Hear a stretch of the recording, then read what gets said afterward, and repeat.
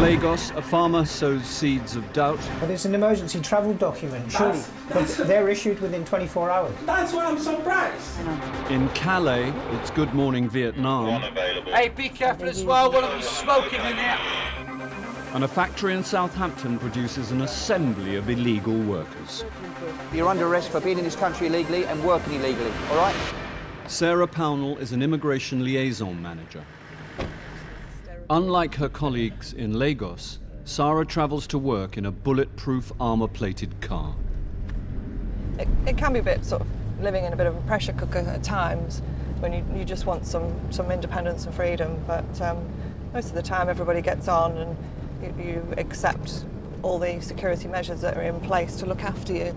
Unfortunately, about 18 months ago, one of our drivers was shot and killed on duty on his way onto the mainland.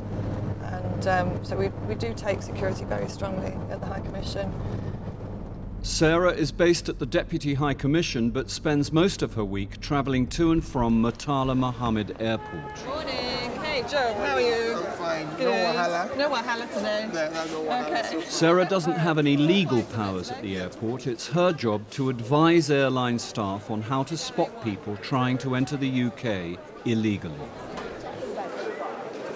We provide the training to the airlines so that they can do the job on their own. We don't have to stand here and do the job for them. We're here just as an advisor to the airlines to explain maybe some of these technical difficulties, inform them of any current trends with the different types of forgeries, different types of counterfeit documents. But anyone who does arrive in the UK who doesn't have the correct visa, who doesn't have the correct paperwork in whatever shape or form, the airline will be fined £2,000, which is a hefty load for the airline to face. So it's in their interests, obviously, to work with us and ensuring that everybody's got the right documentation. Over 5 million people travel through Murtala Mohammed Airport every year. Let's see who we've got then. Okay. At the boarding gate, the passengers are given a final check. This is the last chance to spot imposters before they reach the UK. All these bits and pieces. Just show your boarding pass at the guys here. We're not taking Arsenal supporters today, I'm afraid. This is a Liverpool zone, okay? So no Arsenal supporter. No Arsenal Sarah has been supporters. asked by the airline staff to look at a woman's visa. The woman does not want to be identified. Morning, madam. How are you? What's your final destination today? No, today. Today? Today in London. Okay. But I'm going to US tomorrow. You're going to the US tomorrow, okay? Have you been to the US before? Yes, a long time. Okay, approximately when? 75. 1975, okay. When you went for your American visa, did you tell the visa officer that you were pregnant? You didn't? No, okay. Is there any reason why you didn't tell the visa officer that you were pregnant? It didn't come up. It didn't come up. Okay, what I'm going to do is... The woman is only 7 weeks away from giving birth, yet has decided to visit her sister in America, claiming she will return 3 weeks before her due It says date. that you're fit to travel. Babies born in the UK don't automatically qualify for a British passport, but babies born in the US do automatically qualify for an American passport. So it's quite common for pregnant ladies to travel overseas so that they can have the baby in whichever country to automatically get that passport. Sarah is suspicious of the woman's motive for travelling to the US via the UK, but she could also be in breach of airline regulations for travelling whilst pregnant. When is she due? 5th of June, When is her return? 16th of May. So she's got 3 weeks between her return date and her due date, which makes her 37 weeks pregnant, which is over every airline's limit. The whole policy on how advanced you can be for travel is different on each airline. I was going to say that. I was going to say I can't remember what yours is for your airline. I think it's about 33 or 34. Yeah, 32. 32. Well, her letter says 33, so she's already over that. Yeah, because she so was, when she's coming back again on your airline, she will be 37 she'll be able weeks. to come back. Exactly. The woman is in breach of the airline's policy, but as she has a valid US visa, Sarah must now contact the US Embassy. Hi. Hi, it's Sarah. I'm at the airport at the moment. I just wondered if you could give a call to the American embassy so that they can check an American visa for me. She's at the airport today and she's in an advanced state of pregnancy. So if you can just give them a call and find out if they're happy with that, and if so, then we can let her travel. Sarah now has to wait for a reply from the US Embassy, but the flight leaves in 10 minutes.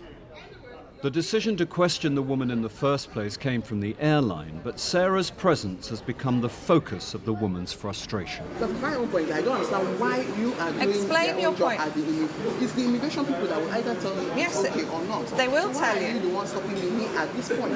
Because your flight here is going directly to the UK. You didn't choose Delta to go directly to the States. And this is why I'm on duty here, to see the people who are travelling through the UK. It's minutes before the flight leaves, but whether or not the pregnant woman will be on board is up to the US Embassy. Right, okay, all right, I'll do that then. Okay, thanks very much. All right, thank you, bye-bye. She's not good. Okay, that was the American Embassy, and they want to speak to her today. The flight will be leaving without the pregnant woman. Now Sarah must tell her the news. So what I've done is I've contacted the visa man and explained your situation. What he'd like to do is can you go back to the embassy here in Lagos, show him all this paperwork, and he'll want to speak to you. I'm sorry, I know it's frustrating, but if you can go back to him, because Madam, Please, I'm begging. no, please don't beg me. Please don't beg me.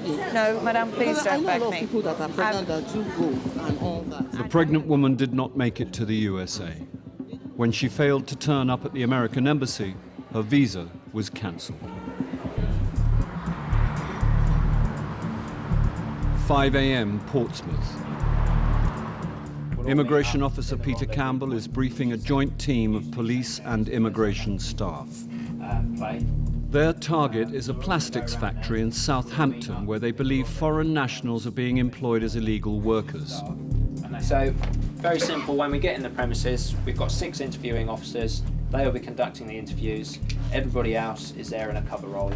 So if the interview officers could just remain here and the rest of you go and find your vehicles. 30 officers are on this operation, sourced from different enforcement teams across southern England.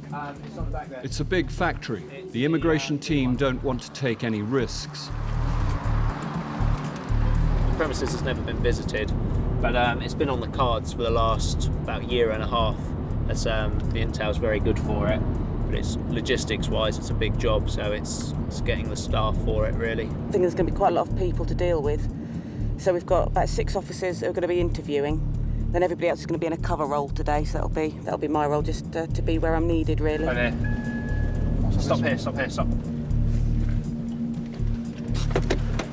The first stage of the mission is to seal off the escape routes.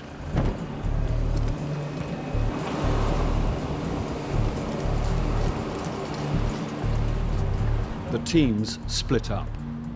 One group surrounds the perimeter, That's clear. as another moves inside the factory. Guys from immigration, can you come over?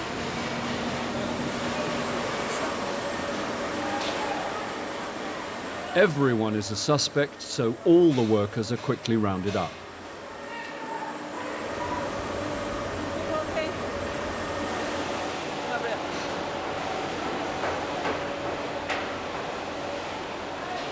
With the entire workforce together, the team sets up a safe zone where the interviews will take place. At the moment, we're just trying to contain the area, get everybody who's on the premises into a sterile area. So at the moment, we're just trying to cover everybody until we get ourselves set up to interview everybody. We didn't lose anybody, nobody escaped or anything, so yeah, it's good. It went quite smoothly.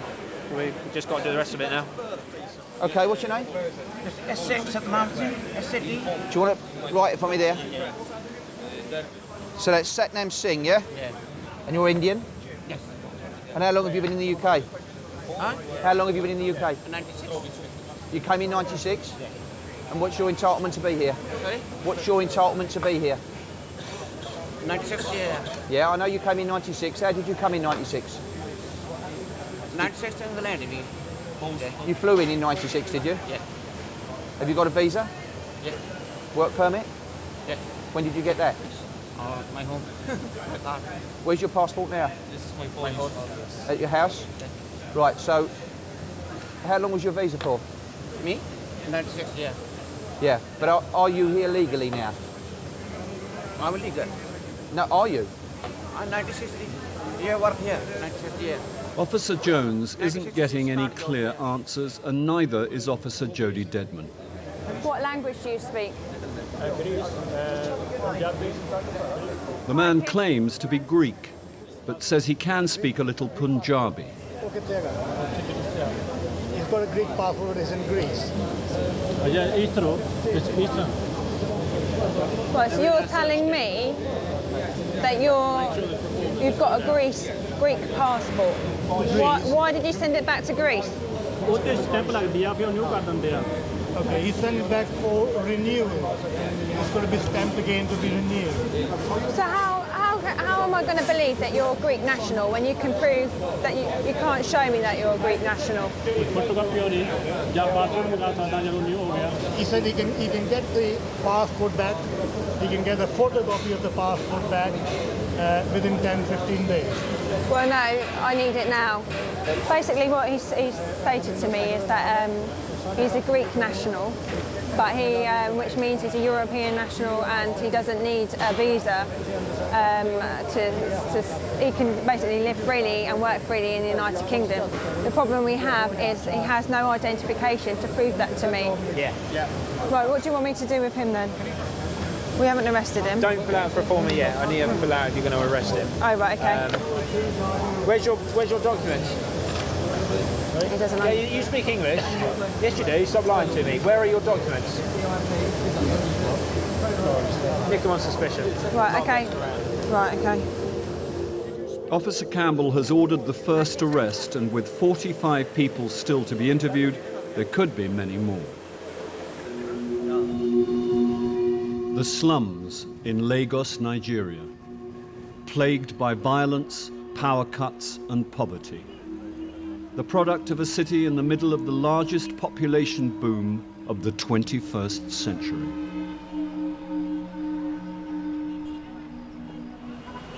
Lagos is one of the largest cities in Africa. Ties to the UK are close, and for many in search of a better life, Britain is their #1 destination. Here at the British Deputy High Commission, 110,000 visa applications are assessed each year, and the decisions on who to let into the UK made by 34 UK border agency officers. I've had a very quick look at this case, and the first thing I noticed is that the marriage certificate is not genuine. On the basis of that, this application is going to be refused. This is the man who's just been declined for submitting false documents. They say I should appeal for the refusal. I know that if I appeal, I'll get the visa to the UK. The Home Office will impose a 10-year ban if he applies for another visa. But with almost 10,000 fraudulent documents detected in 2008 alone, the police do not have the resources to arrest him. Not all cases are so straightforward. Some applicants are asked to go to the Deputy High Commission to be interviewed by an entry clearance officer. This man has been called in because he was arrested in the UK in spring 2009, yet the stamp in his Nigerian passport says he had already returned to Nigeria. He'll be interviewed by Officer Phil Morgan. The next case we have is a family visitor. He has come to the attention of the police in the UK in March of this year, 2009. And when we look through the entry stamps back into Nigeria, the last entry into Nigeria that he has is on the 12th of November 2008. Now my guess is he's maybe paid somebody to wind back the stamp to show him entering Nigeria before the expiry conditions of his last UK visa, which expired on the 7th of December 2008. If the man wants a visa, he'll have to explain how he got his passport stamped when he was clearly still in the UK. Morning. Right. I need to ask you some questions about your current application, okay? Okay. What do you do for a living? At the moment, I'm a farmer. You're a farmer? Yes, please. A farmer in what? In poultry, fishery, and piggery. And are you married? Yeah, happily married. And how many children do you have? 2 able boys. 2 sons? Yes, please. Okay. My gene is for boys, so I don't want to go further. I noticed from your passport that you last entered the UK on the 28th of October. October, yeah. Yeah? And how long did you stay?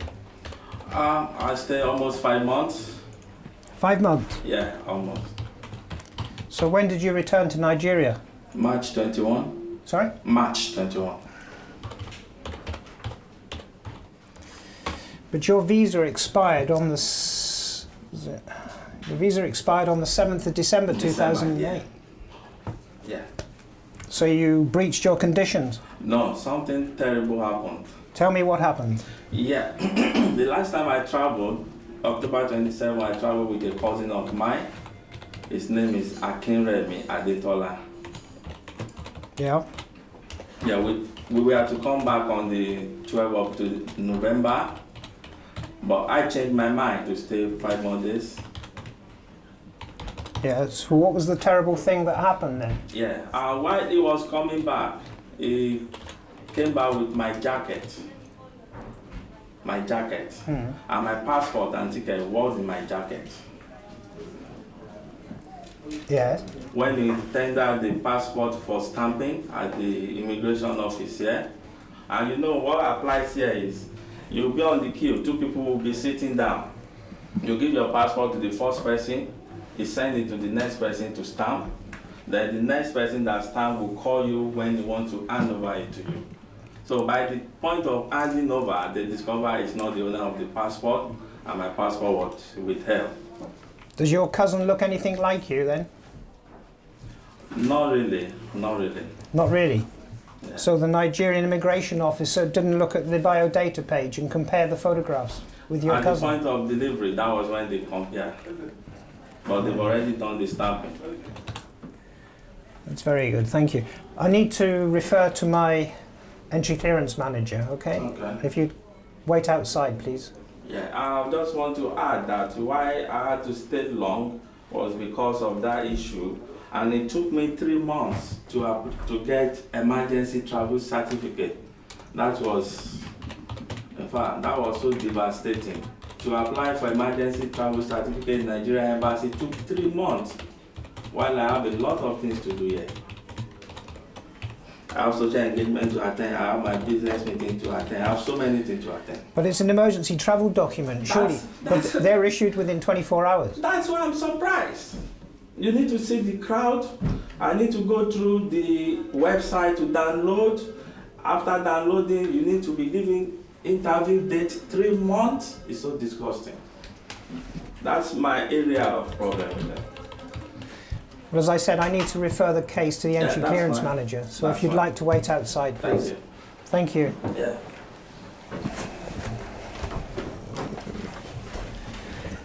Well, he's attempted to explain why the re-entry stamp shows the 21st of November.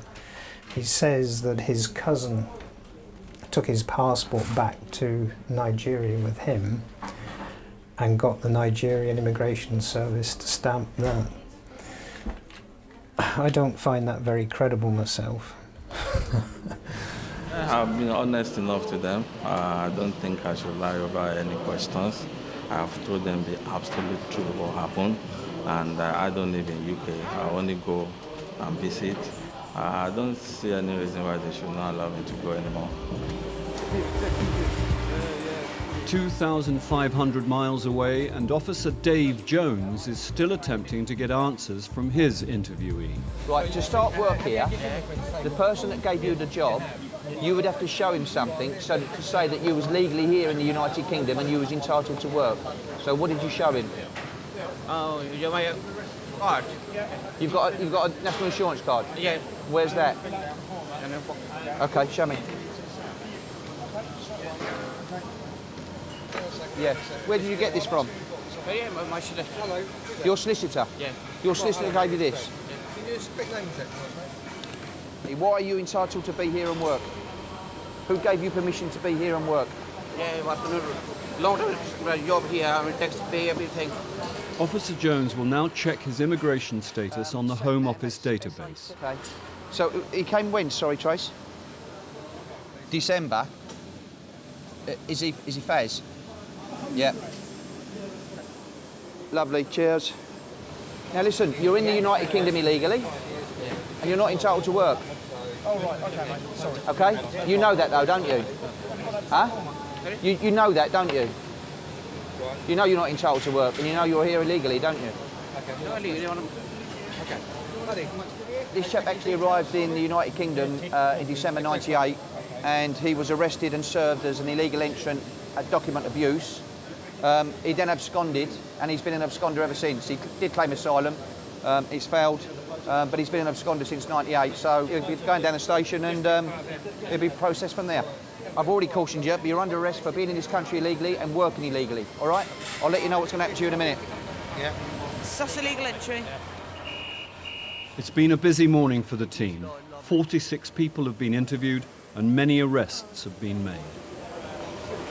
We've made 12 arrests, of which one was a failed asylum seeker, one was an overstayer, and the other 10 were arrested on suspicion of illegal entry.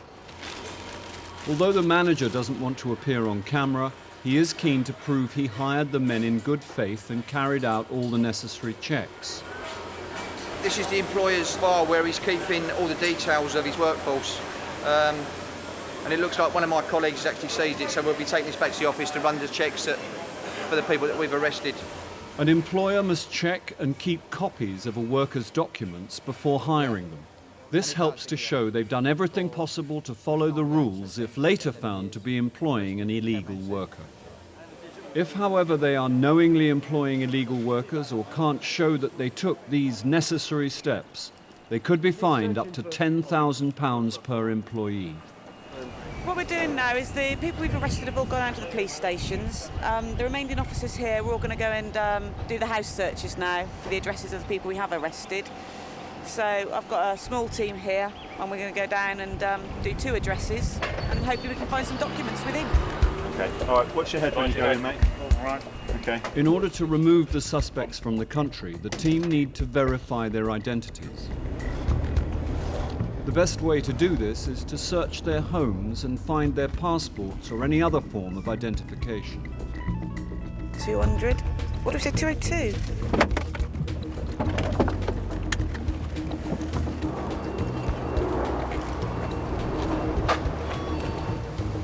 They didn't have keys for us, so it's a case of just knocking and see if anybody answers today. Oh, okay. Hello. Can we come in? You happy for us to come in? Yeah. Okay. Happy to come in? Yeah. Yeah. Okay. So who lives here? Was it you and this gentleman here? Inside the house, the team encountered 2 men who are both foreign nationals and immediately admit to being in the UK illegally. He came to look for work 2 years ago. And how did he enter the UK? England. Lorry. Yeah, via lorry. I asked him when did he arrive here? Okay, Turlock, you are now under arrest. You didn't have to say anything, but it may harm your defence if you do not mention when questioned something you later rely on in court. Anything you do say may be given in evidence. The team have found more than they bargained for. Both men are arrested for entering the UK on the back of a lorry.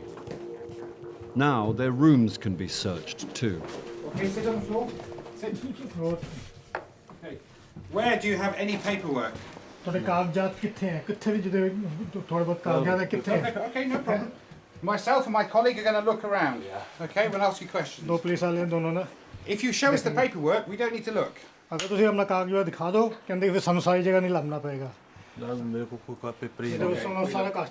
The man claims to have no paperwork, so the team will have to search the entire room. Sometimes these things happen. We go to a home address, and obviously we've got the power to come here because we've arrested the person. They've provided this as their home address, their place of residence. So when we come back here, we've encountered another 2 working here. Had a quick chat to them and found they're actually in the country illegally. So they've been arrested on suspicion. So we're now having a search through their room. Is this your bag? I bet you that bag. Was this your bag? Yes.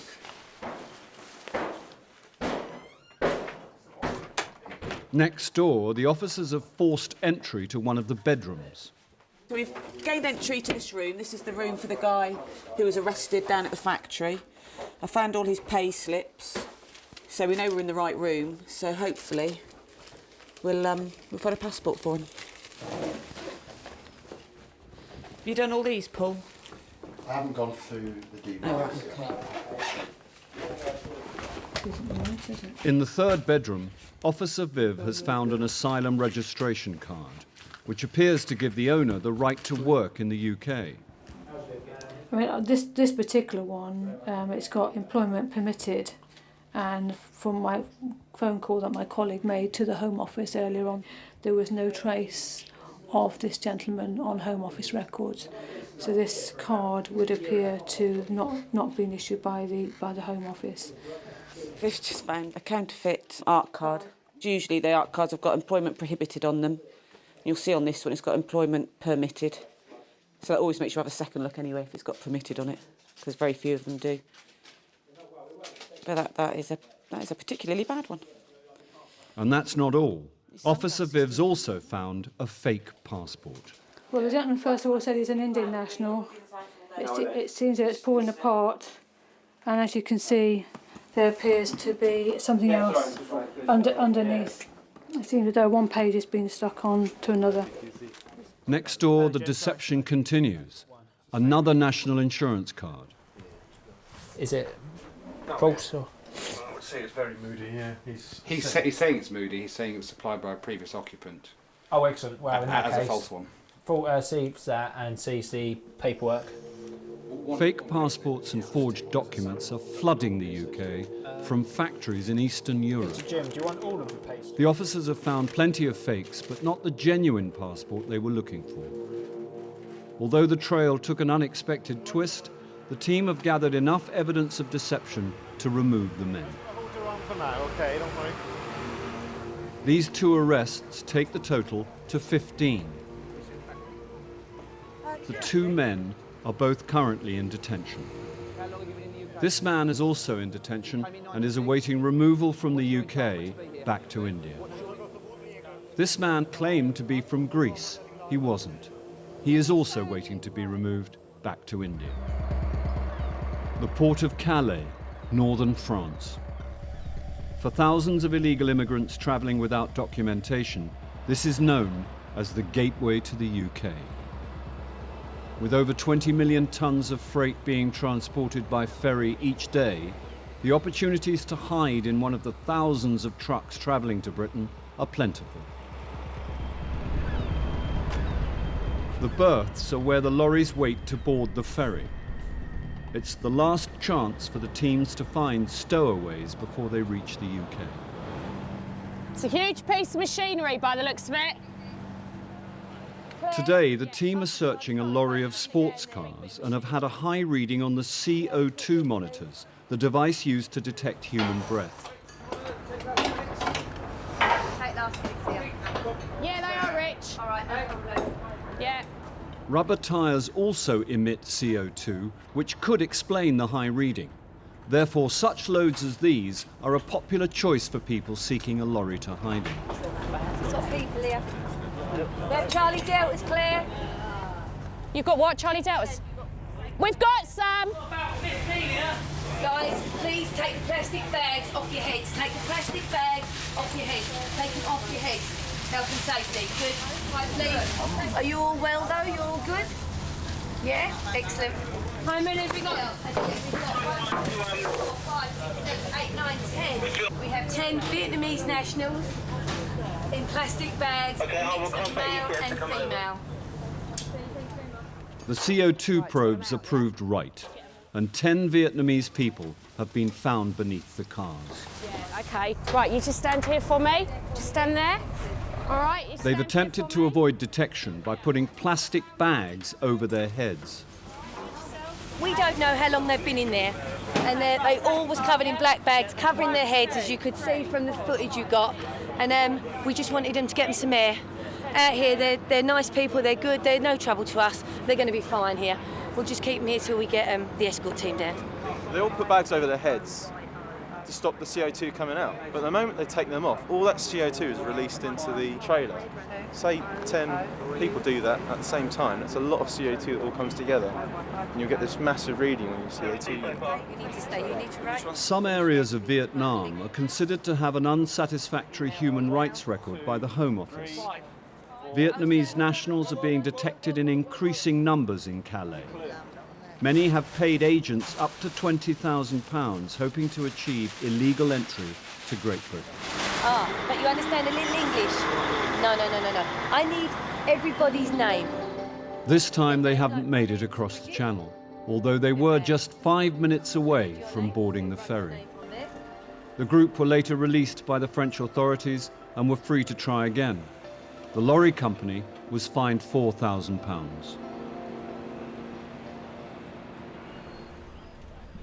The Deputy High Commission is the headquarters for the UK Border Agency in Lagos, Nigeria.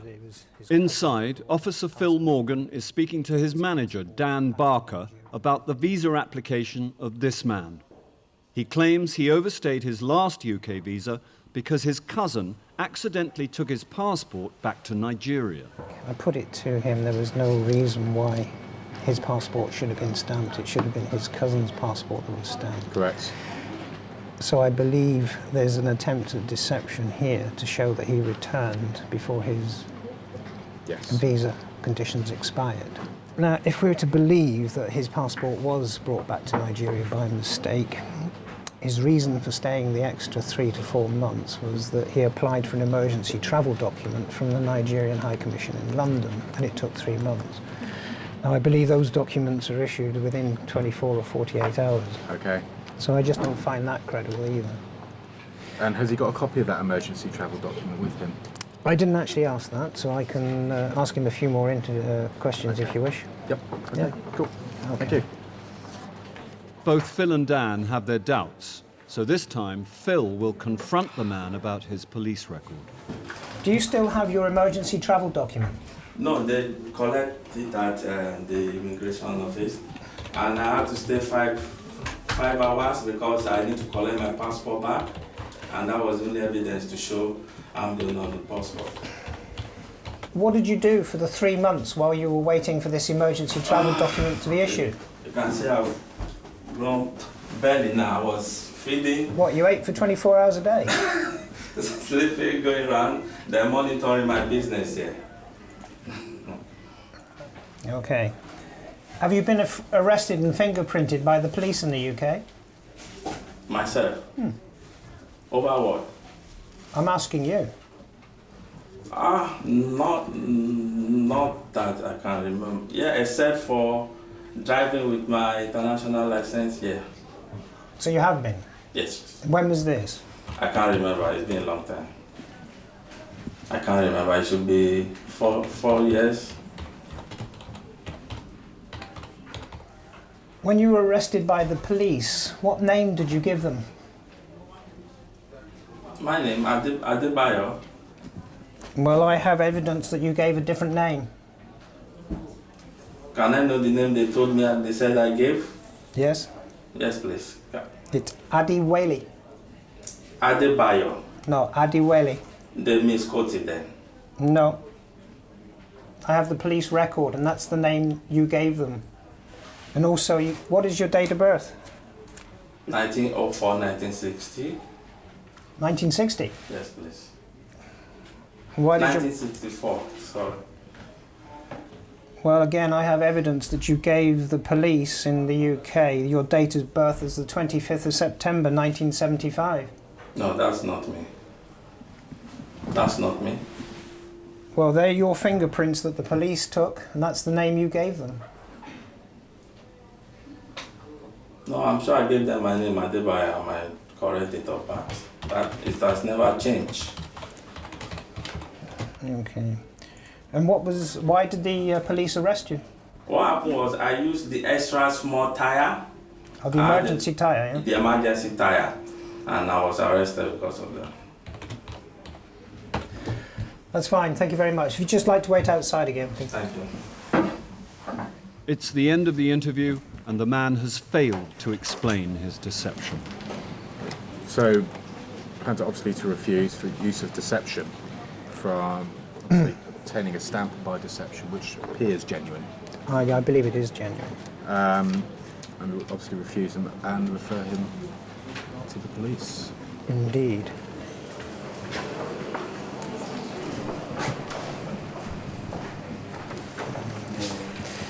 Right, I've referred your application to the entry clearance manager, and your visa application has been refused. The reason it's been refused is that at the time you were arrested by the police, you gave a different name and date of birth from that in your passport. Also, you overstayed in the United Kingdom by more than 28 days. Yeah, but that wasn't intentional. I explained No, but that. you should have attempted to regulise your position, your status in the UK, No, having no. realised that your visa had expired and that you were in the UK illegally. Anyway, that's a copy for you with your appeal papers, okay? Can I have my other The gentleman documents? over there will give you back the documents and your passport, okay? Thank you. The gentleman holding his passport is Inspector Lawal of the Lagos Fraud Unit. He was taken away for further questioning, but released without charge the same afternoon. The farmer has failed to get his UK visa, but each year around 60,000 genuine visitors make it to the UK from Lagos. The post of UK Border Agency Officer in Lagos can be a dangerous one. Back in Calais, Bridget and the response team have received a call from a crew on the other side of the port requiring urgent assistance. Yankee 1, this is Charlie 3. Just to let you know that we're en route to lane 173 to join you. Richard and Bridget work alongside the newly formed Calais response team. What we're going to is lane 173 down at the berth area, where one of our teams has radioed up to say that they have a lorry down here that is full of illegals. So we're going to be responding to it. Paddy, good. Yeah. There's at least 25, they think, in tyres. Oh, not. But big tyres. Big tyres. Excellent. They've no idea how many people are inside, and judging by the size of the load, it's not going to be an easy search. Getting there's 2 officers inside, so if we go up this side, help with the searching of the tyres, and the front has still got to be searched as well. Right, there's a seal on that one. There was a seal on the back, the driver was on there, but IO Mark was inspected the seal, it wasn't sealed properly. Entered the vehicle at the rear, unable to visually check the vehicle, but there was a smell, there was a possible entrance of illegals. Took the side curtain off, looked in these 2 sets of tyres, found a group of 10 in the first group, second set of tyres, another 9 or 10 people. 8 in there. Yep. 5 in there. Gary found 5 in the other set of tyres. We've got to check the rest, yeah? I reckon there's more. And there was, what, 2 or 3 down the side there as well? The lorry is carrying large tyres for agricultural vehicles. It's a dangerous load to hide in, and the first priority is to get the people out safely. Okay, we can start getting them out one at a time, man. I'll get the bottom ones out first. Keep away, good man. Yeah, you can pull it back more now. Just because we're going to pull the curtain back, is that okay? We don't want you to fall out. Hey, be careful as well, one of them's smoking in here. Because there were so many in the middle, some of them have actually laid in these tyres along here. There's quite a lot of space in there, so we'll have to check when everyone's out, just check all the tyres, just make sure there's still no one laying in there. 1 minute, we just got to wait for someone to come and get you. Go this way for me. That way. You got your stuff? Excellent. Oh, watch it to the side. Get back in. Are they all Vietnamese? All Vietnamese. Yeah. We need to find method of entry. Yeah, back up. Oh, there was no security at all? The seal was in. Oh. But it wasn't there, but the seal wasn't locked. Right. Okay. The stowaways are all Vietnamese.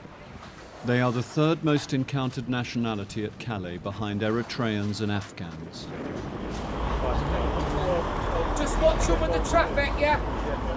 No, 1 minute, 1 minute, 1 minute. Good man, 1 minute. Where's your shoes? Oh, down there? I don't know why they took the shoes off, but they did. They were all in here, 10 of them. They might have been on top of each other's head. So that may be why they took the shoes off. It's only a guess. Sorry? Him there, yeah. Is that the last one of the 8, isn't it? So that's 16, yeah? So far. We've got at least another 6, so we're going to be upwards of 20. They're all carrying the plastic bags, and this is what they put over their heads. The Vietnamese are so desperate to come to Britain that they cover their heads with plastic bags to evade the detection of the CO2 monitors. I'll make it 24. 24, including him, 5 females. Age, how old are you? Your age? None of them are carrying documents. These men and women are anonymous and completely untraceable. All the crew can do is ask them for their name, date of birth, and where they boarded the lorry. 21. And you're Vietnamese? They all stay together. The gentlemen always look after the ladies, so again they'll be very protective of them. And we had one English speaker, which was great, so we've got all the details that we needed. Great find though for CRF, great find. In total, 24 Vietnamese people were found hiding in the lorry and handed over to the French authorities. The driver was eventually fined £2,400. Calais. In 2008, UK border agency teams found 20,000 people hiding in trucks headed for Britain. That's around 55 every day. It's estimated there are 1,500 immigrants living rough in Calais, many of whom are children. They make frequent attempts to creep aboard the freight trucks. Most live in the jungle, a forested area a few miles from the port. Others camp right outside the perimeter fence, waiting for the right moment to sneak onto a lorry. Today, Officer Maggie Woodard rushes to the berths, the place where lorries wait just before boarding the ferry. We've just had a phone call from our colleagues down at the berths, so we're going to go down there, assist with the possibility of clandestines being found inside. Well, it's 2. The clandestines have been found using CO2 probes that detect human breath. Has that got the... My colleagues who were working down here probed this lorry and they got a high reading. They opened it up and they found these 2 illegals on the side of the lorry. We're just trying to get them out now. One chance. Not today. One chance. Tomorrow, no chance. We've spoken to the driver. He said his last stop was at Belgium, but we think he also mentioned a 15-minute stop just along the road for diesel, so it's more than likely they are from the jungle originally. Officer Bowley discovers they used a familiar method to break into the truck. Right, we've opened the trailer up, and it looks like we've got a tilt cord here that the driver could have used. In addition with the seal, would have sorted this whole problem out for him, wouldn't have been in there. The driver failed to tie down and lock the canvas sides of his freight. It looks like when the driver was stopped, someone's opened up the side for them, they've scooted in, and then someone's done all the hooks back up again. Once they've got in, the driver's none the wiser. I would say 95% of the time, there's got to be someone that's sealed the vehicle back up after them. How old? Where do you want to go? England. Why England? England, good. Good England. These clandestines aren't alone in thinking England holds the answer to their dreams. For them, it's the place to find work and start a new life. They'll keep on trying to defy the locking systems.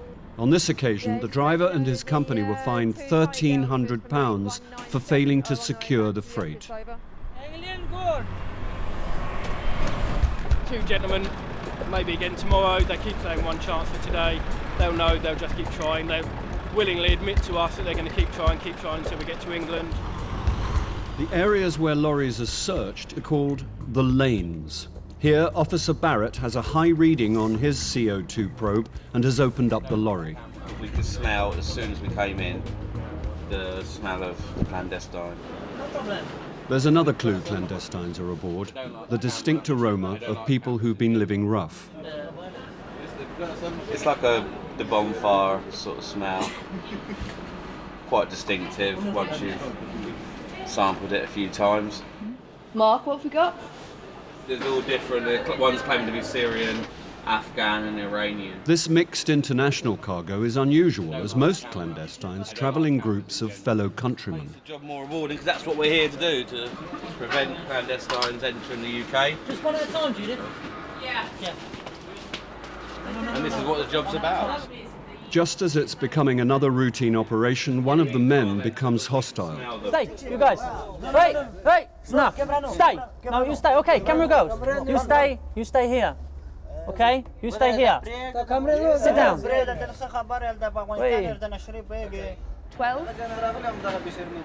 Might be best to stop filming for like this. They're just starting to get a bit agitated, so it might be best to take the camera away just for a second. The cameras back off to let the men calm down.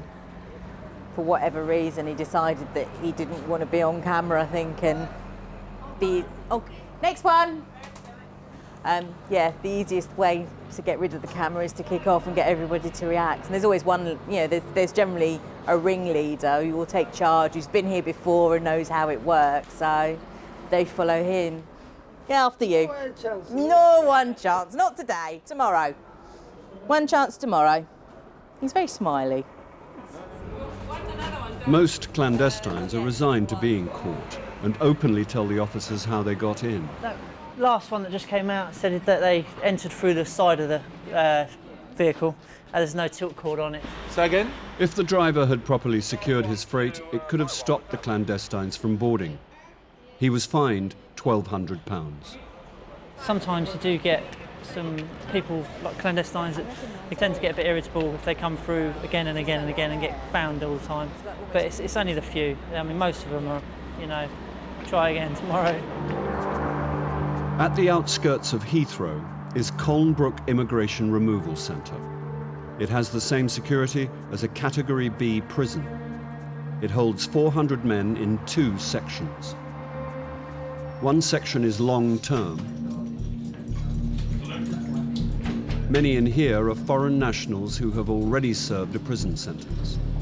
Once their sentence is over, they are brought here to wait for their paperwork to be completed so they can be sent home.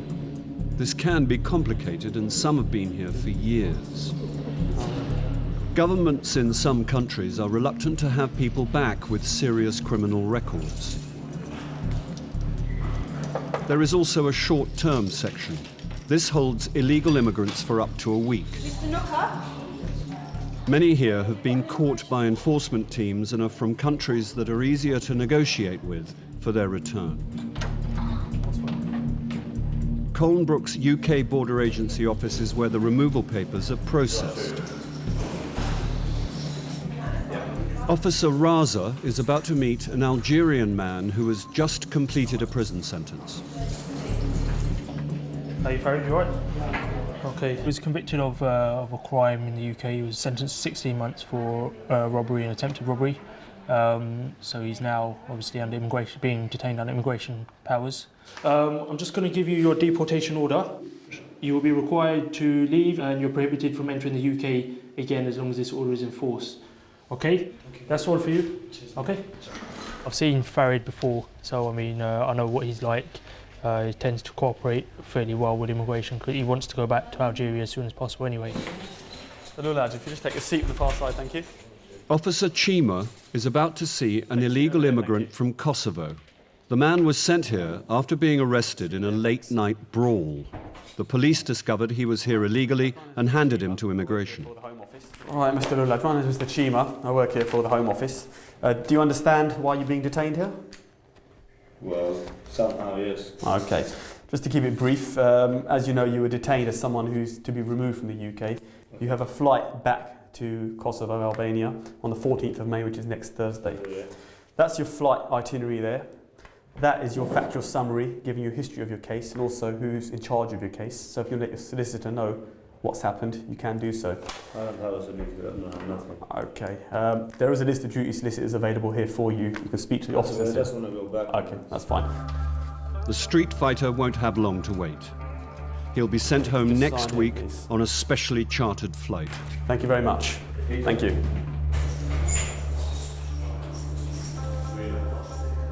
Officer Chima will speak to another Kosovan he wants to put on the same flight.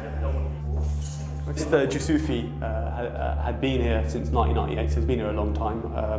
And we're going to serve removal directions on him. He came here claiming asylum also. His asylum claim was dismissed. In that time he's been working. He arrived in 1998 and claimed asylum. Mr. Yusufi, you take a seat on the far side, thank you. Thank you very much.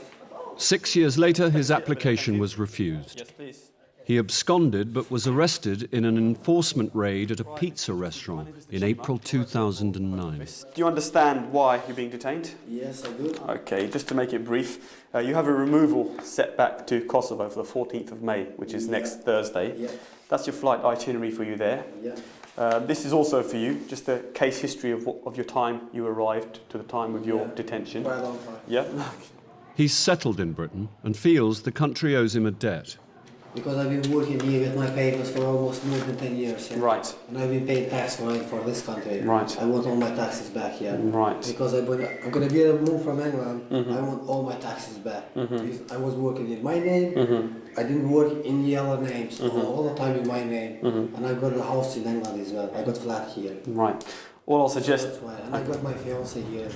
I didn't get anything from government, any income. So I appreciate what you're saying, Mr. Yusufi. However, it isn't going to change that you will be removed at this point. So all I can say is you should speak to your legal representative and he'll be able to advise you on that.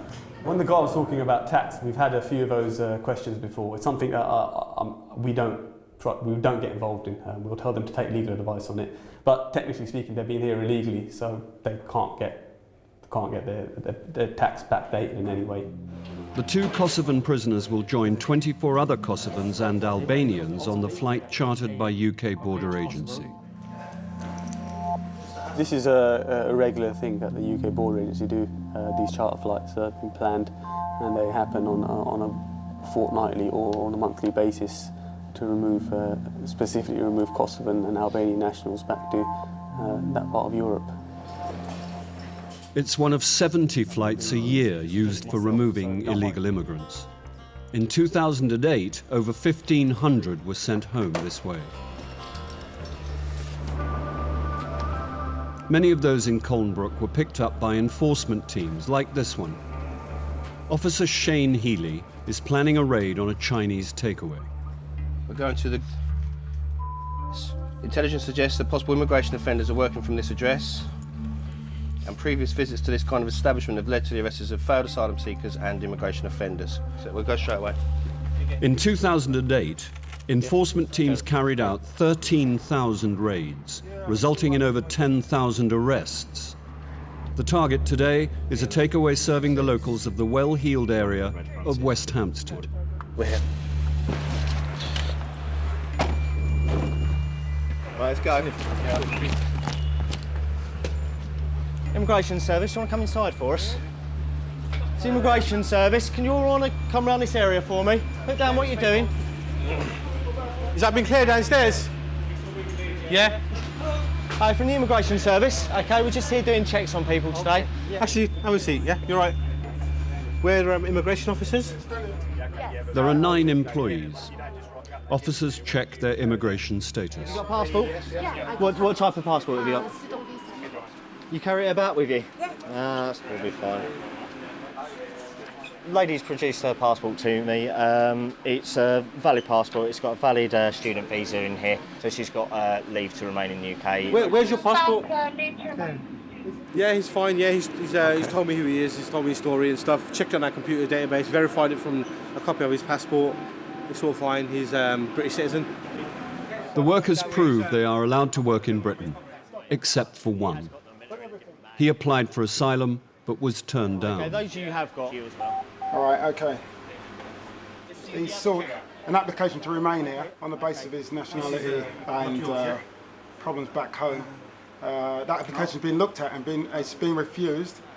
He was asked, as a result of him being illegal in this country, to sign on at our office, which he's failed to do since 2004. Well, listen, you're under arrest. You don't have to say anything, but it may harm your defence if you do not mention when questioned something which you later rely on in court. The man is a failed asylum seeker hiding from the immigration authorities. Officers will now take the man to his home address to find his passport so they can remove him from the country. Without it, they will have to ask for emergency travel documents from the Chinese government, and they could face difficulties convincing them he's from their country. The gentleman that then is arrested got his address, so we are going to go there and search for a document. Without a document, the likelihood of removing him is very unlikely, so we are going to go and search for a passport now.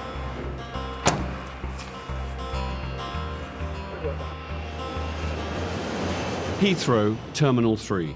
It carries over 30,000 passengers every day. That's over 10 million a year. Today at passport control is immigration officer Sheetal Patel. Hi there. Travelling alone? Yeah. She's about to check a woman who's just arrived from South Africa.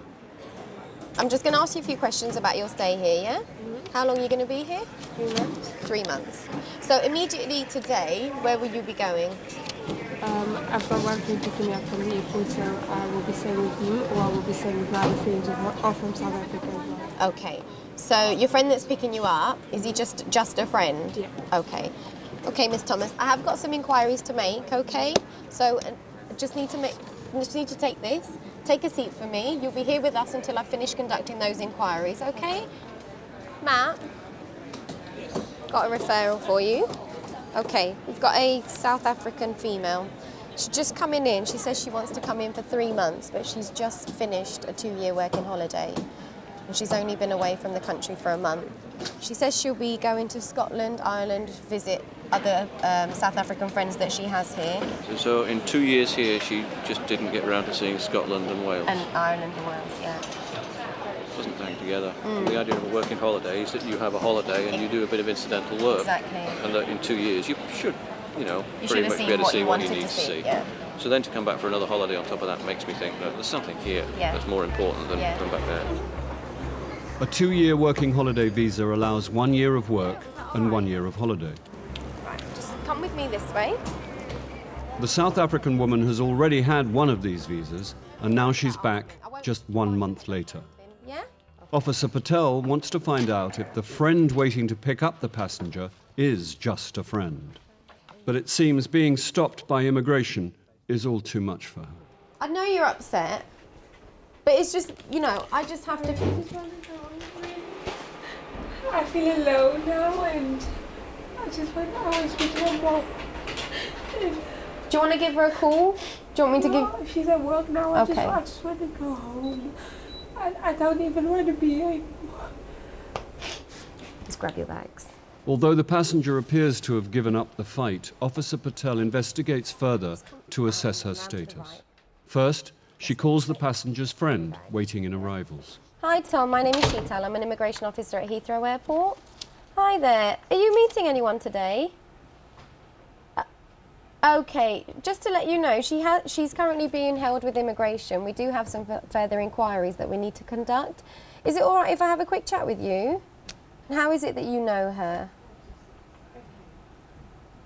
You just know through friends. Are you just friends or are you in a relationship?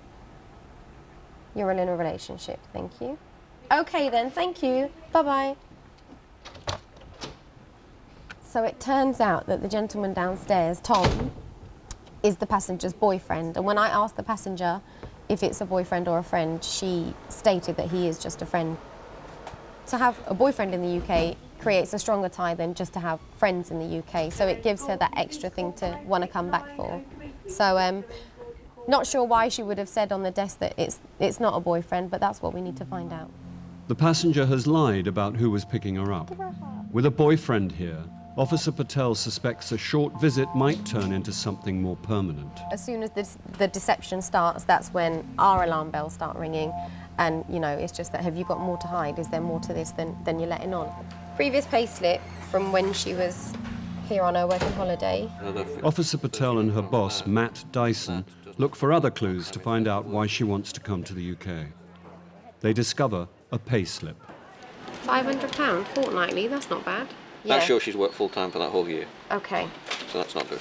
So, we just need to find out if she worked full-time for the other year as well. Where is it? Her working holiday visa would have allowed her to work 12 months of her 2-year stay. In this case, what we've got so far is there's a payslip there which appears to indicate, unless she was earning an enormous amount for a little bit of work, that she probably worked the whole of the last tax year, the one that we've just completed. Now, that means she's done all her work, basically, in that period. Now, do we really believe that in the first year she was here, she did nothing at all? Well, that's unlikely, because let's be honest, if you're a working holidaymaker on a 2-year working holiday, you're not going to sit around and not work for a whole year and then just do it at the end, because, you know, your financial constraints are the same at the beginning as they are at the end, pretty much. Good morning, my name is Sheetal. I'm an immigration officer at Heathrow Airport. Officer Patel calls the restaurant where the passenger has been working. So she started 25th of June 2007 and departed 26th of Feb, did you say? 2009. Okay. The manager says the woman worked over 20 months at the restaurant, 8 more than her visa allowed. It just goes to show that she had a disregard for the restrictions that was put on her. When you do get your working holiday, you are told it's 1 year's holiday, 1 year's work, and she's abused that. Once you abuse something once, you know, you can't be trusted that you're not going to do it again. That's the thing. I've just made a phone call, and they tell me that you were employed from the 25th of June 2007 to the 26th of Feb 2009. Okay. Yeah? So that's 20 months. Okay. Yeah? Do you understand what that means? No. Right. When you were given your working holiday visa, you were told how long you can work for. Yeah. And how long were you told? A year. Okay. So we've now found out that in fact, you worked for over that time, which means that you breached the restrictions given to you on your working holiday.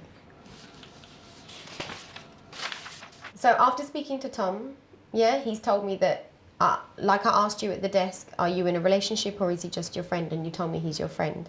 But when I asked him, he says he's in a relationship with you. So who's right, who's wrong? I mean, if he wants to go into a relationship, then that's Okay. what he wants to go. What do you call it? A thing. Okay. So But I would say we're friends. So you guys have been together as friends, and now you're coming back to see him. Not necessarily him, but he Okay. knows that. Okay. After speaking to him, he says that you guys are in a relationship. Why would he say that? Because he says he's actually discussed plans with you and stuff. I don't know. I don't know. The passenger is trying to make light of her relationship. For the chief, it doesn't wash. You can have a certain amount of sympathy when someone's dreams are not going to go or come to fruition this week. But, you know, she has told lies. Yeah. You know. And, you know, she's done it once. We don't know if she's going to do it again. Exactly. Yeah. You know, she can go home first available flight, please. Come on, then. I'll tell you what's happening, right? We've made the decision and you've been refused entry today. Just let me stay 1 week and then just let me... After 1 week, I swear on my mother's life, I will go. Your removal flight is this evening, okay? Your removal flight is tonight at 8:30. At this moment, you are inadmissible to the UK. Therefore, we can't let you go anywhere. So, unfortunately, you have to stay with us in detention until your flight. Well, as far as taking you anywhere and put you anywhere else, I can't do that, I'm afraid. It doesn't stop you from coming back. You can still come back. You just need to... I would never want to come That's back fine. here. That's fine. Never. That's for you. The passenger was put on a flight to South Africa later that evening. Just to see if there's any recovery. The London enforcement team raided a Chinese takeaway and arrested a failed asylum seeker found working there. The team want his passport so they can remove him from the country. They've driven him back to his house to pick it up. Let's go. Just so everyone's aware, there's children on the premises. It appears there is a family living there. Is that wife? Yeah. The man failed to tell the officers he was married with children. Excuse me. All right, okay. That's your wife, yeah? Yeah. Upstairs, officers are met with another surprise. Right, guys. Anyone speak English? A tiny room with 6 beds and 4 men about to eat dinner. Cantonese. And with some nationalities, you find an awful lot of people to one room. We've done a visit, well, years back now, but we found 47 Chinese in one 3-bedroom house. The reason why we're here, okay, we want your passport. You have a passport? It's ID, yes. ID. Where? Yeah, go on, it's going to be fast. Oh, baby. Oh, you got baby as well? Oh, okay, one in the oven. The man's wife is pregnant with a second child. Oh, very nice. No, don't you do that if you're pregnant. You shouldn't be picking up boxes if you're pregnant. Okay. All right. Come on, sit down. No, just sit down. Okay, thank you. Go on, sit down. Anyone in the house speak English? Anyone in the house? You speak a little bit of English, don't you? Yeah. Do you understand? You understand. You've been here a long time. You do understand a little bit. Listen. Right, listen to the officer, okay? You've been here 10 years. You understand a little bit of English, okay? Hello? Yeah, hiya. Home Office checks reveal his wife is also a failed asylum seeker. She keeps to her bail conditions by reporting regularly, but her husband has not reported in years. No problem. They've both been asked to sign at the same office. She was only once a month and she's signing on. She's heavily pregnant, still makes it. He's able and doesn't. He's not told us about his wife and kids. You know, these are all relevant to us making a fair decision. You know, when was he going to tell us? When he was getting on a plane? Absolutely ridiculous. Makes a mockery of the whole system. The husband and wife claim they don't have passports. The enforcement team have heard this before. One part of the job I hate is searching. I enjoy it. Do you? Yeah. Back upstairs, it's a tight squeeze as officers check Home Office records on the 4 men. We've got 4 Chinese gentlemen in this bedroom. They've produced us with their ARC cards, which is asylum registration cards. We're going to check on our systems, see what state their applications are in, and go from there. The discovery of asylum registration cards should mean the Home Office will have details on file. Hello, Vicky. We're in a house full of Chinese. Could you do some checks, please? The 3 men claimed asylum on entry into Britain. Charlie Alpha India. They were given temporary release, and by the time their asylum claims were refused, they had all absconded. The 4th man entered Britain on the back of a lorry. Could you explain to him he's now under arrest as someone liable to be detained? They are arrested to be questioned further and have their fingerprints taken.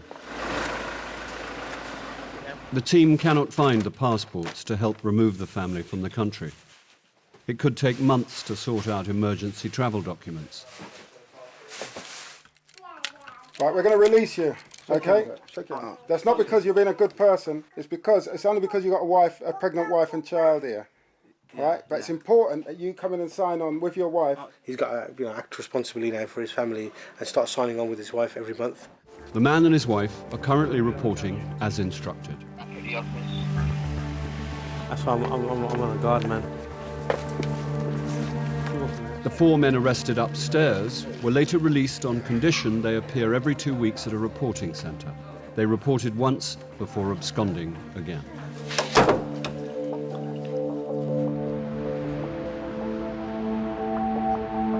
At a location near Gatwick, a private security firm is gearing up for a big operation. While most of Britain sleeps, team leader Alan Mackay briefs his 68 custody officers on Operation Aardvark. Right, good morning, ladies and gentlemen. Welcome to Operation Aardvark 355. We'll be returning 26 detainees to either Albania or Kosovo.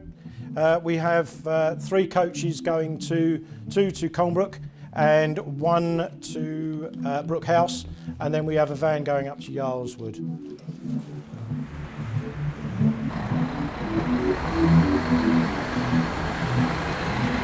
Colnbrook Immigration Removal Centre. Officers wake the detainees for an early morning flight. Morning, Mr. Hassan. Hello. You know what's happening today? I'm down. Give us a quick search. I was waiting because I waited for court.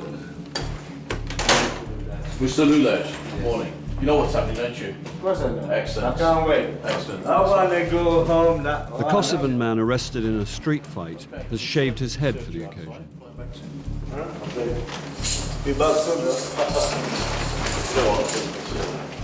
The coaches arrive carrying the custody officers.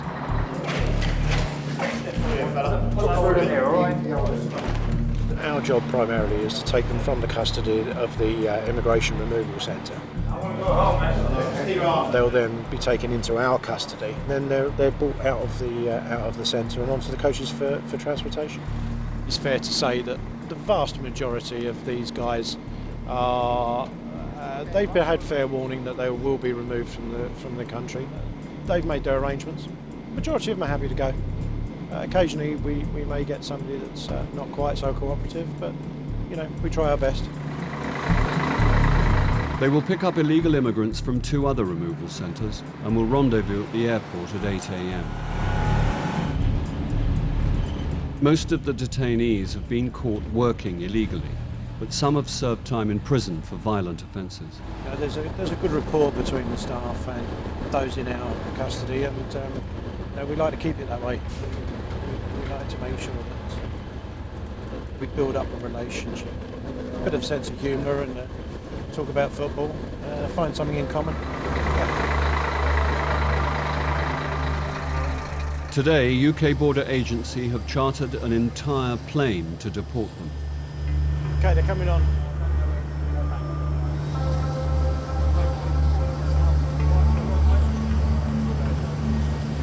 This is where the staff come into their own, really, and they start to ease tensions and de-escalate any problems that they may see arising. Nobody's going to be removed forcibly unless they resist the removal. Just as the last few take their seats, there is a problem with a woman who doesn't want to board. The flight can't leave without her. She's pretty volatile. Let the girls deal with it. I want you guys we want a cordon around the van. Yeah? Let the girls deal with it, please. All right, guys. We've got a female detainee that's reluctant to get on the aircraft. The girls are talking to her now. We're trying to persuade her that the best option really is to go along with us. Unfortunately, it may be that we may have to offer some more formal help to get her on the aircraft. Slowly does it, girls. Slowly does it. Slowly does it. Right, you right then? Can we take it here or take the hand? Yeah.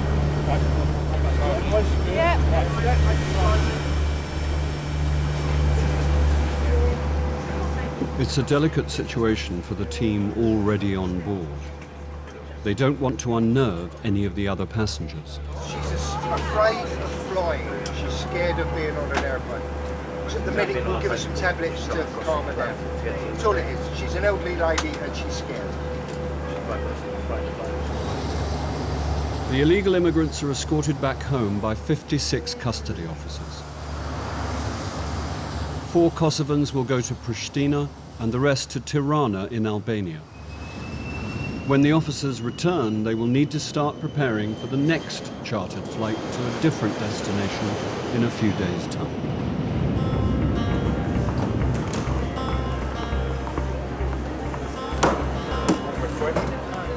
Passport control, Heathrow, Terminal 3.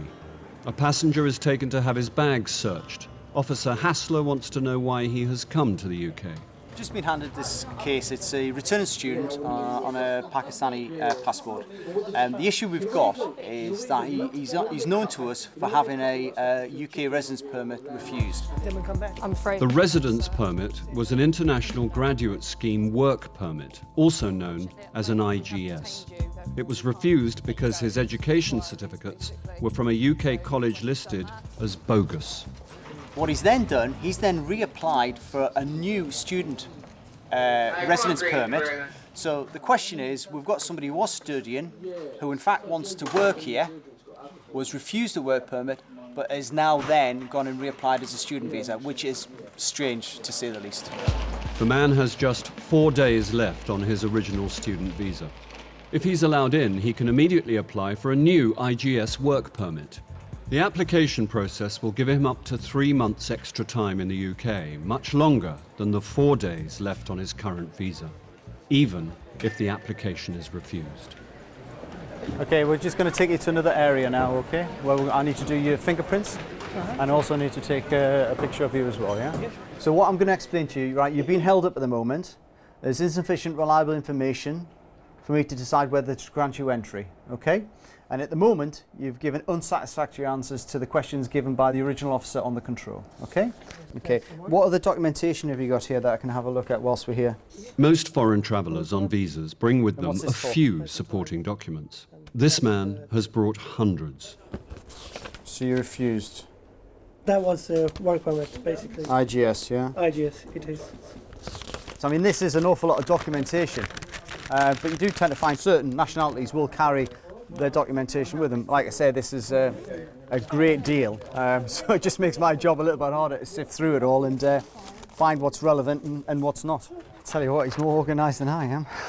Among the documents are wage slips from William Hill, Ladbrokes and Asda.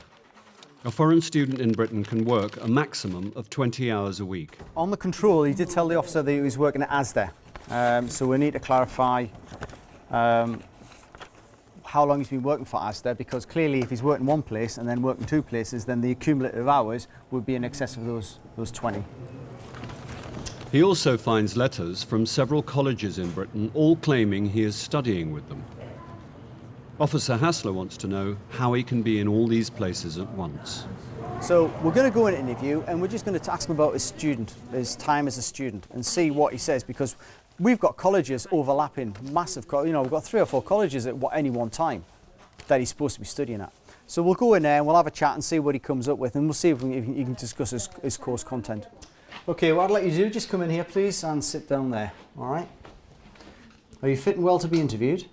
I'll try my best. No, I don't want you trying your best. I want you to tell me, are you fit and well to be interviewed? Because I want to ask you some questions, and what I don't want you 5 or 10 minutes saying, oh, I can't answer that because I'm not well. Are you fit and well to be interviewed? I mean, have I got any option? Of course you've got an option. I'm asking you a question. Are you fit and well to be interviewed? If you don't feel you're well enough to be interviewed, you tell me, and I'll refer you back to the doctor.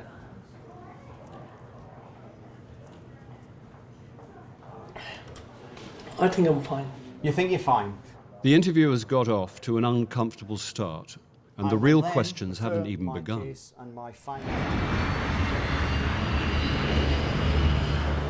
A man has arrived from Pakistan with just 4 days left on his student visa.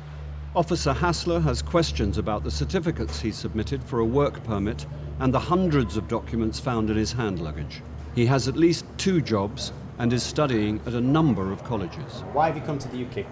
Today? Yeah, correct. To study. Okay, and where? LSMS. Which is? London School of Management Sciences. How long have you studied there? Almost 5 years. So, since your arrival then, you've effectively been studying all your time at London School of Management Science. Can you tell me why I have a letter from Empire College dated November 2004 saying that you were a full-time student doing a Bachelor of Science in Physics? So why would they be issuing you a letter if you've never studied there? No, basically I didn't inform them that I left the college. Why would you ask for this letter if you had no intention to be studying there? And please start telling me the truth, because at the moment you're not, and I can tell you're not. No, that's what I'm telling you, sir. That's what you're telling me. I was still enrolled and then college, but I wasn't. How can you possibly be enrolled in a college that you've never attended? It's basically, sir, it's a misunderstanding because it wasn't my fault. All I want to say, I don't want to waste your time.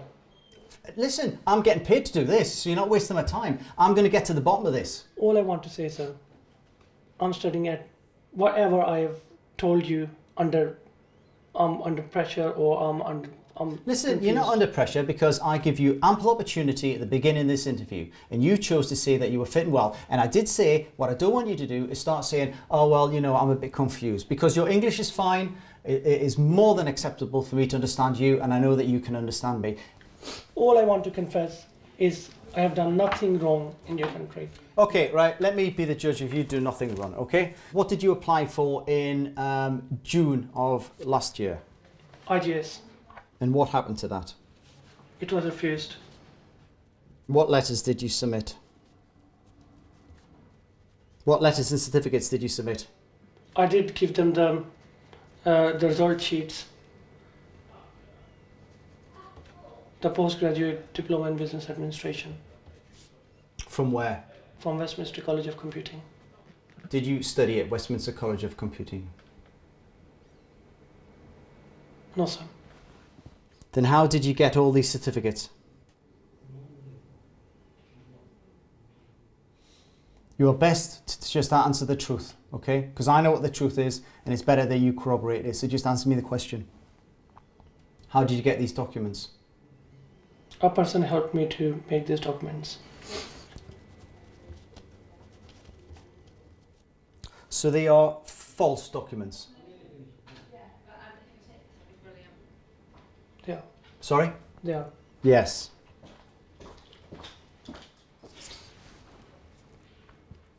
Were you working? Yes, I was. Where were you working? Asda. What hours do you work there? I worked 20 hours there. And what about William Hill? I did work in William Hill as well. So, we started end of December 2006, beginning of 2007 with Asda, okay? And you started William Hill the same time, okay? And you've worked 20 hours a week for Asda, yeah? And you've worked 20 hours a week for William Hill, yeah? So, how many hours in total did you work?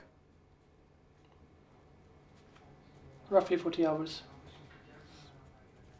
And you still work for Asda and William Hill, yes? So all I want to say is, I'm not breaking any law or anything, or not harming. Listen, anyone. just a sec. You say you're not breaking a law, right? But what do you think immigration law is? It's not one rule for one person, one rule for another. You are breaking the law. As a student, okay, you're not allowed to work more than 20 hours a week. You're working 40 hours a week. As a student, you're not supposed to pay for fraudulent documents to submit to the UK Home Office to then try and get a work permit to live in the UK. So you tell me where you've not broken the law. Sir, I didn't mean to break the law. It was just my fault. It was my mistake, sir. Sir, that is. Okay. Do you need anything to eat? Food? You're okay? All right. From the very beginning, I mean, you could tell that he was struggling to sort of keep up with what was going on with regard to what his history was or what his purported history was. And we've established that he's gone and purchased these documents that he then submitted to the Home Office attempting to get a work permit. So, I mean, as far as I'm concerned, it's a clear refusal. Okay, Mr. Bourgeois? Right, I need to explain to you that you're going to be refused entry into the United Kingdom, okay? If I go just back and straight away if I apply again straight away, I'm asking for advice. If you're asking my honest opinion, if you went back to Pakistan and then you said next week you applied for a student visa, I would say it's very highly unlikely that you would be issued with a student visa. My personal opinion. After a month or so. Okay, the man has worked double the hours permitted for a student, and he's submitted false documents to try and get a visa. Yet he still hopes he can come back soon. This is a massive problem we have now with students. It's what takes up the day, is returning students who are ultimately bogus students. They get the residence permit or they get the entry clearance from their country of origin, they come to the UK, don't ever study, get fraudulent documents to show that they have been or claim to have been studying, and then it just perpetuates itself. They get their residence permits, they get their extensions, and it's all built on a lie.